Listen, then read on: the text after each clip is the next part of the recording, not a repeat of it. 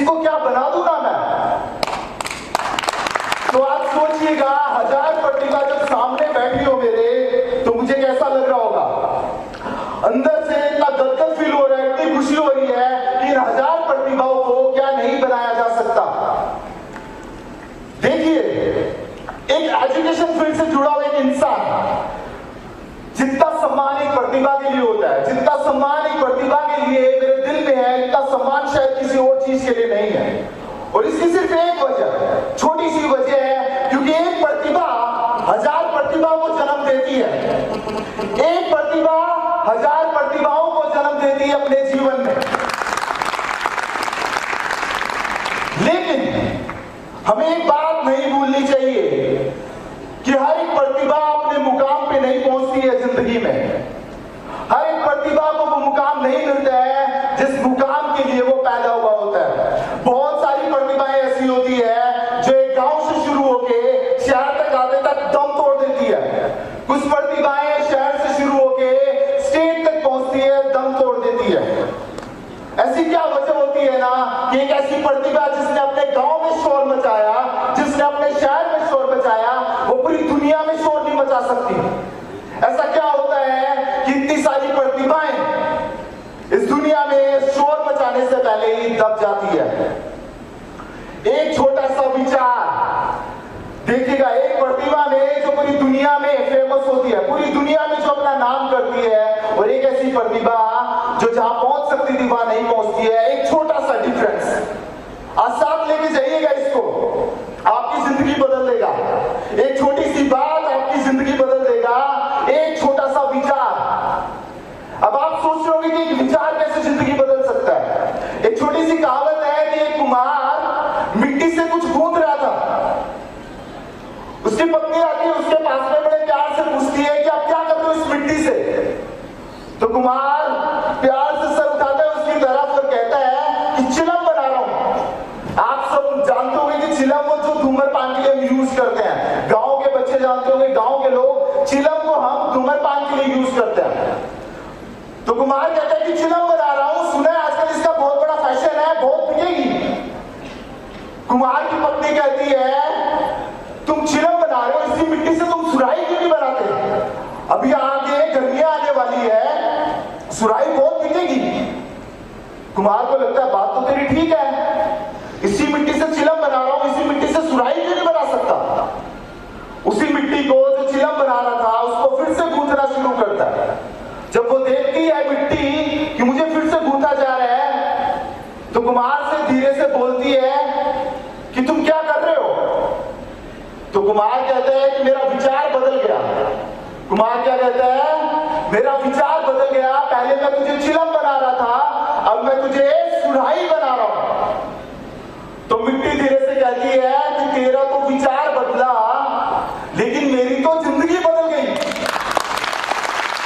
तेरा तो विचार बदला, लेकिन मेरी तो जिंदगी बदल गई। अगर चिलम बनती तो खुद भी जलती और दूसरे को भी जलाती। अब सुराही बनूंगी तो खुद भी ठंडी रहूंगी और दूसरे को भी ठंडा रखूंगी। जिंदगी का एक विचार आपकी पूरी जिंदगी बदल देता है। एक छोटा सा विचार आपकी जिंदगी बदल देता है। एक छोटा सा विचार महात्मा गांधी को पूरे देश का बापू बना देता है। साउथ अफ्रीका में जब महात्मा गांधी को ट्रेन से निकाला, ट्रेन से धक्का मार के निकाला, तो बापू को एक विचार आया कि आज मुझे इस ट्रेन से निकाला इन गोरों ने, अगर ये अपने देश से ना निकाल दिया तो मेरा नाम भी महात्मा गांधी नहीं। तो एक विचार क्या नहीं बदल देता।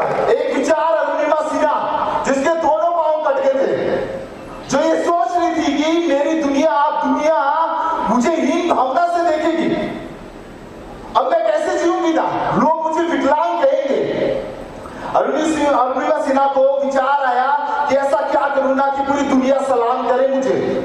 एक ऐसी लड़की जिसके दोनों पांव नहीं थे, लेकिन एक विचार की वजह से वो पहली महिला बनी जो विकलांग थी और माउंट एवरेस्ट को फतेह किया। एक छोटा सा विचार जिंदगी बदल देता है। एक छोटा सा विचार। वॉरेन बफेट दुनिया का सबसे अमीर आदमी, दुनिया का सबसे अमीर आदमी 17 साल की उम्र में दूसरों के घरों में अखबार फेंका करता था। दूसरों के घरों में सुबह 4 बजे उठ के अखबार फेंका करता था। वॉरेन बफेट इंटरव्यू में बोलते हैं, एक दिन मुझे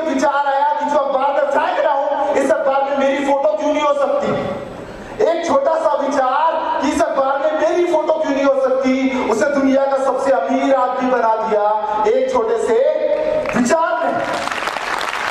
मैरी कॉम को सभी जानते हैं। मैरी कॉम, आपको पता है मैरी कॉम 6 बार की वर्ल्ड चैंपियन है महिला बॉक्सिंग में। कोई नहीं है दुनिया में 6 बार का वर्ल्ड चैंपियन, सिर्फ मैरी कॉम। आपको पता है मैरी कॉम की जिंदगी कैसे बदली?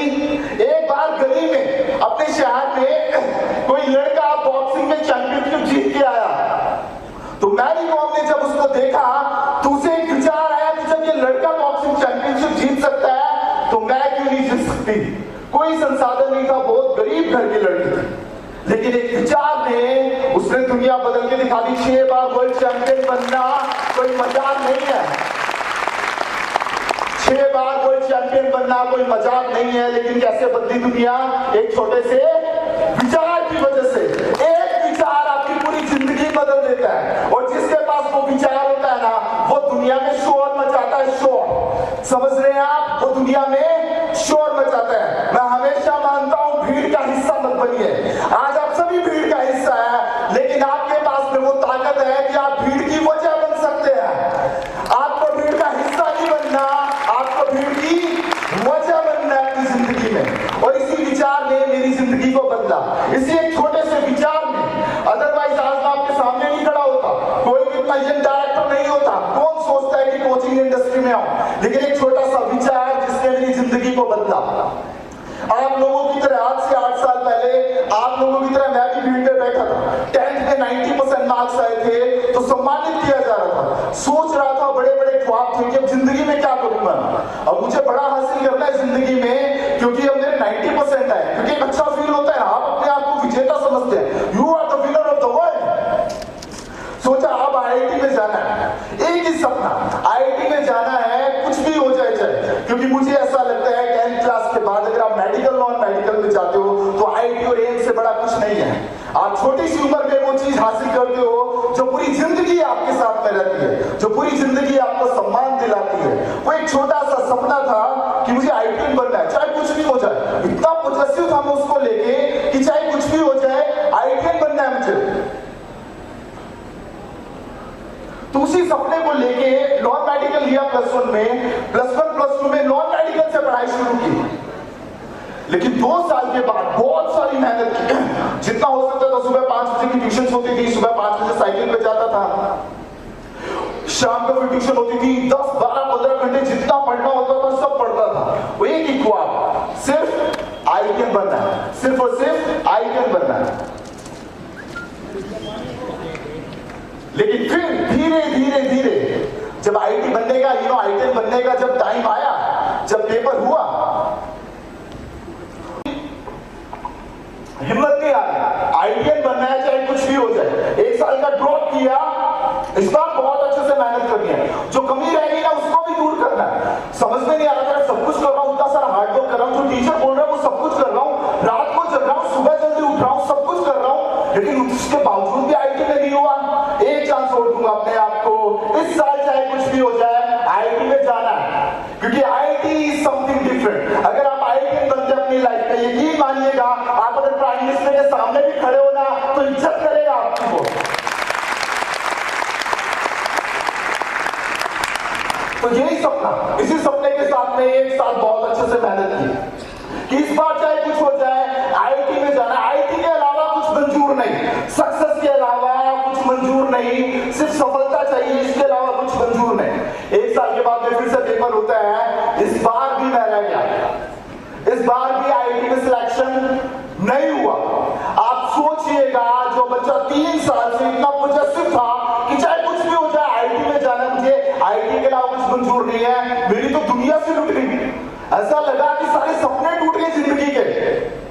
3 दिन तक खाना नहीं खाया, भूखे पेट घर में रहा। मेरी माँ इतनी परेशान, खाना लेके सामने खड़ी है कि खा लेना बेटा, क्या हो गया, टेस्ट ही तो नहीं हुआ।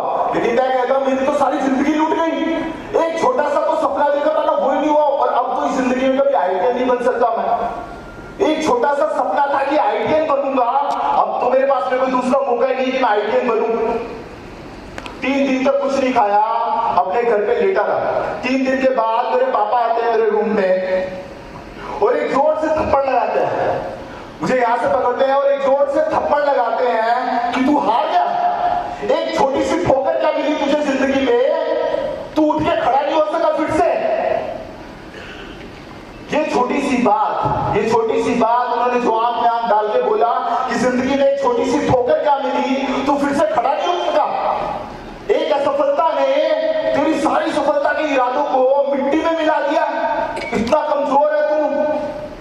इतना बोल के कमरे से बाहर चले गए। उसके बाद 1 मिनट के बाद मैं खड़ा हुआ, मेरे रूम में एक मिरर लगा हुआ है, उसके सामने खड़ा हुआ और आंख में डाल के अपने आप से एक वादा किया, एक विचार आया इंस्टेंटली। देखिएगा, मैं आपको एक बात बताता हूं, माँ बाप का थप्पड़ आपको दर्द देने के लिए नहीं होता है। माँ बाप का थप्पड़ आपकी जिंदगी के सारे दर्द मिटाने के लिए होता है। आप याद रखिएगा इस बात को। उसे थप्पड़ ने मेरे अंदर जो दर्द था ना, सब गायब, सब खत्म। और फिर से दूसरा अजय अकेला खड़ा हुआ मिरर के सामने और आंख में आंख डाल के बोला, कोई बात नहीं, मैं आईटीआई नहीं बना। और ये विचार पता नहीं कहां से आता है आपके। जब आप बहुत बड़े असफल होते हैं जिंदगी में, तभी आपको सफलता का मजा आता है और तभी आपको सफलता की वैल्यू समझ में आती है। ये विचार आया कि कोई बात नहीं, तू आईटीआई नहीं बना, लेकिन एक दिन ऐसा कुछ करना है, एक दिन कि इस देश के हर एक आईआईटी में, हर एक कमरे में अगर अजय लखेरा नहीं बैठा दिया ना, तो मेरा नाम अजय लखेरा नहीं। उस विचार ने सब कुछ बदल दिया। उस दिन के बाद मेरी जिंदगी की दिशा ही अलग थी। पहले मैं बहुत बड़ा बिजनेसमैन बनना चाहता था, फॉरेन जाना चाहता था, लेकिन उस एक विचार ने जिंदगी बदल दी। अब कुछ भी करना है ना, तो वैसा करना है कि हर एक आईआईटी में, हर एक एम्स में, हर एक एमबीबीएस कॉलेजेस में ऐसे बच्चे हो जो अजय लखेरा को जानते हो। उसके बाद 3 साल के बाद फिर से एक मौका आया जिंदगी में अपने आप को प्रूव करने का। फिर से कैट एग्जाम होता है एमबीए के लिए, कैट एग्जाम दिया and I was the top 20, I was in the top 20 of India rank, CAT 100% दुनिया के, सॉरी इंडिया के सबसे बेहतरीन जो एमबीए कॉलेजेस थे वो इंतजार कर रहे थे। टॉप 10 कॉलेजेस में जितने भी कॉलेज थे सब में एडमिशन। और उस दिन जब अखबार में फोटो आई तो पापा ने कहा कि मैं यही समझा रहा था तुझे उस दिन कि तू हारा नहीं है। जिंदगी में जब भी ठोकरें मिलती है ना आपको, आप यकीन मानिएगा आपको वो मजबूत करने के लिए आती है। भगवान ये आपको समझाना चाहता है कि जो तू सोच रहा है ना, वो तू छोटा सोच रहा है। तुझे तो मैंने किसी बड़े मकसद के लिए बनाया है। वो एक छोटी सी चीज जो यहाँ पे पिच की, सब उसका नतीजा था कि कैट में 100% आया और आप इंडिया में टॉप 20 में है। आप सोचिएगा टॉप 20 में होना कितनी बड़ी बात होती है उस बच्चे के लिए जो इतना हारा हुआ था उस वक्त, लेकिन उसके बावजूद भी अपने आप को प्रूव किया। 2 साल एमबीए करने के बाद जब कंपनीज आती है प्लेसमेंट के लिए, तो कंपनीज की जब प्लेसमेंट होती है तो जितने भी अच्छे बच्चे, जब आप अच्छे कॉलेज से एमबीए करते हैं तो अच्छी अच्छी कंपनीज आती है, आपको बहुत अच्छे अच्छे ऑफर्स मिलते हैं। तो मुझे भी ऑफर्स मिले। I got 38 lakh rupees package per year. 38 lakh का पैकेज। जो कॉलेज के डीन थे वो बड़े खुश थे कि हमारे बच्चे को इतना अच्छा पैकेज मिला है। और बाद में जब आई ये बात तो और भी खुश थी सब कि ये तो बहुत बड़ी बात है कि हमारे कॉलेज से एक स्टूडेंट को 38 लाख का ऑफर मिला है। लेकिन कुछ दिन के बाद जब उनको पता चलता है कि मैंने वो ऑफर रिजेक्ट कर दिया है, तो उसके बाद वो मुझे बुलाते हैं और वो कहते हैं कि ये मैं क्या सुन रहा हूं ना, हाउ इज पॉसिबल, तुम नहीं ले रहे, ऑफर नहीं ले रहे, तुम्हें नौकरी नहीं करनी।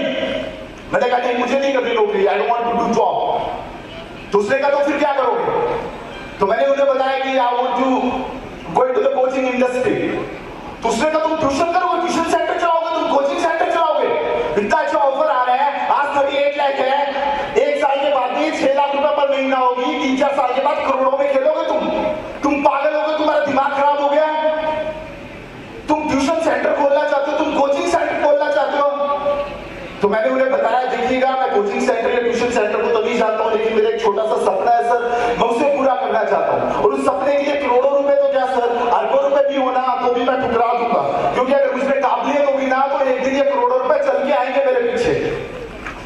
इस एक बात को सुनने के बाद उन्होंने कहा कि चलो ठीक है, मिलते हैं 5 साल के बाद में, देखते हैं कि तुम कहां पहुंचते हो और कहां नहीं पहुंचते हो। उस एक बात की वजह से आज मैं आपके सामने खड़ा हूं। उसके बाद इनविंसिबल का जन्म हुआ।